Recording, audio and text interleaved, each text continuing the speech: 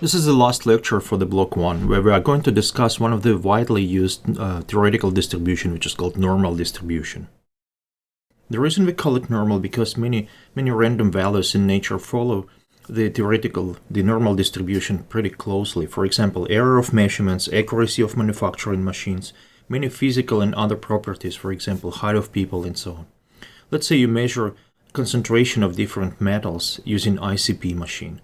In this case, if you repeat measurements several times for the same sample where the concentration is fixed, you will always get slightly different value.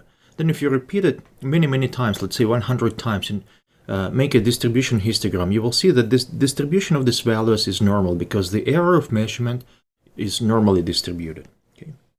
This distribution also is called Gaussian distribution, after name of German mathematician Carl Friedrich Gauss. Because actually he was one of the scientists who described the shape of this distribution using this Gaussian formula that you see is here. Okay.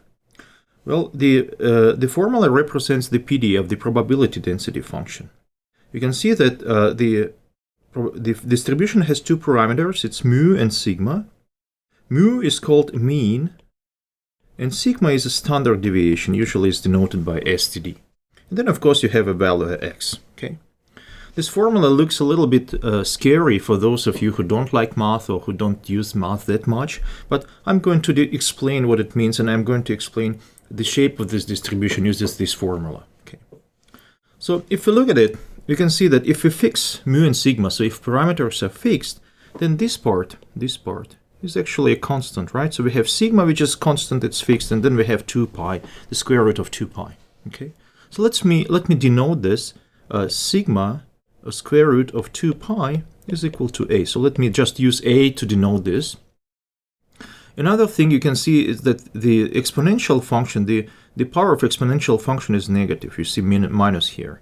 And you probably remember that anything in power of minus 1 is the same as 1 divided to this anything. Okay, for example, if you have a in power of minus 2, it means it's 1 divided to a in power of 2. The minus in power, it means 1 divided 2.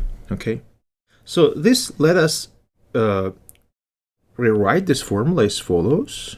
I will not use parameters here. So it's 1 over a, then 1 divided to e in power of x minus mu squared, and then divided to 2 sigma squared. Okay, let's try to discover this function. So we have x, so this is our x values. Then we have the PDF, the density fx. So let's see how this function behaves. Let's start with a first case where x is exactly equal to mu. Okay, so we have mu here, and we believe that x is exactly equal to mu. Okay, what it means? It means that, for example, let's take x minus mu, which is of course 0. If you square it, it will be 0 anyway. If you take x minus mu and divide it 2 sigma squared, it will be 0 anyway. And then e in power of 0 is always 1, right? So it means that this part will be equal to 1, and we have only 1 over a. So in this case, the density of this function will be equal to 1 over a. Okay. 1 over a. So this is the density of x is equal to mu. Now let's take the case where x is larger than mu. Okay. In this case, x minus mu will be some positive value, right? If we square it, it will be even larger positive value. If we divide it to 2 sigma squared, it will be a bit smaller because now we divide to a fixed value. And then if you take this value and put as a power of e, you will have even larger positive value. Okay, 1 over larger positive value will be smaller value, right? And this value will become larger where x is more and more far from mu, when x is getting far and more far from mu. Okay, so it means that if you start from mu and go in this direction where x is more than mu, larger than mu, you will have some exponential decay of your function. Okay, something like this. Okay. Now what happened to the function, to the density of x is smaller than mu? Well, in this case, x in minus mu will be a negative value, right? But if you square it, if you square it, it will be a positive value again, and it will be exactly the same as if you have x positive, so x larger than mu.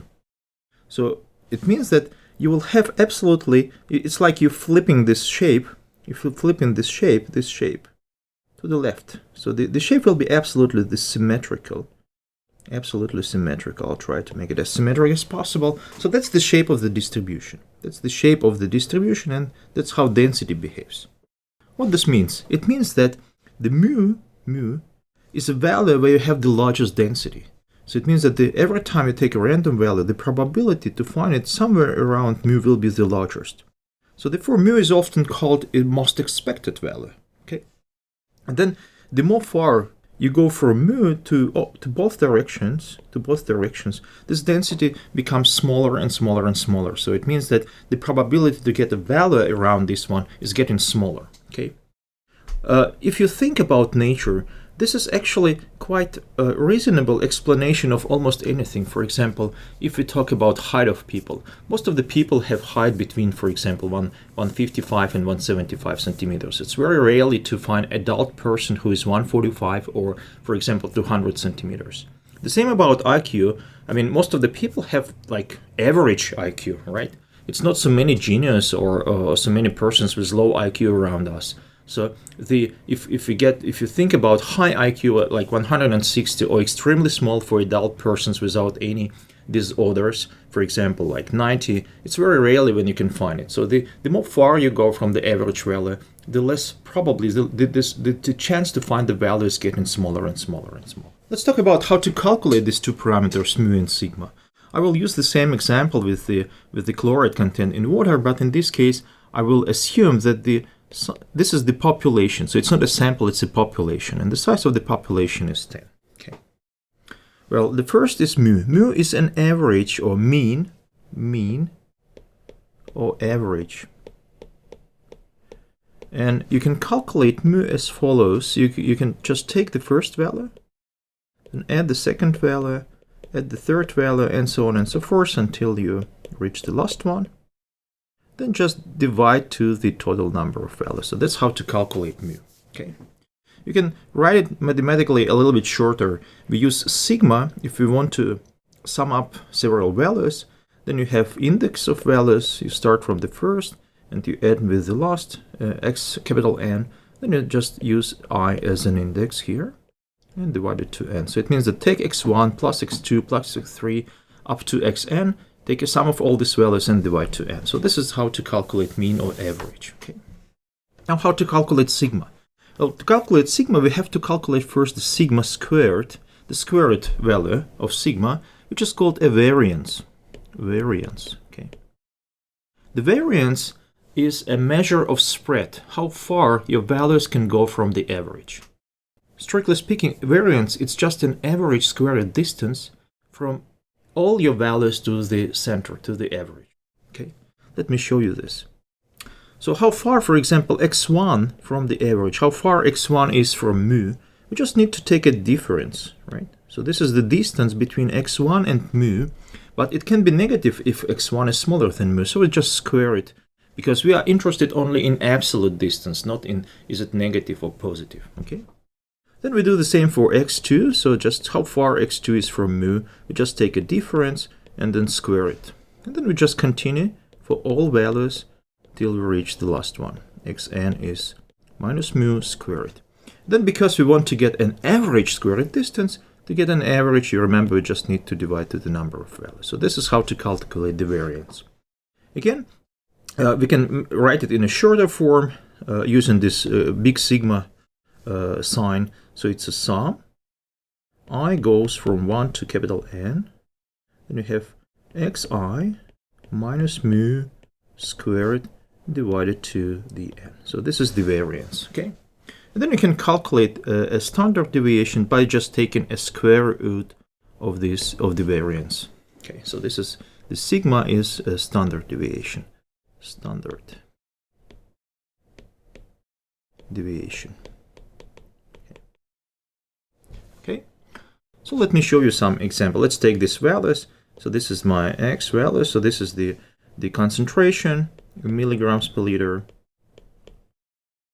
So we have, for example, 50 here, 60 here, 70 here, and 80 here. We have the middle points 55, 65, 75, and somewhere here it's 85. Okay. Now the values, we have 53, we have 81.5, we have 66.5, somewhere here. We have 61.4,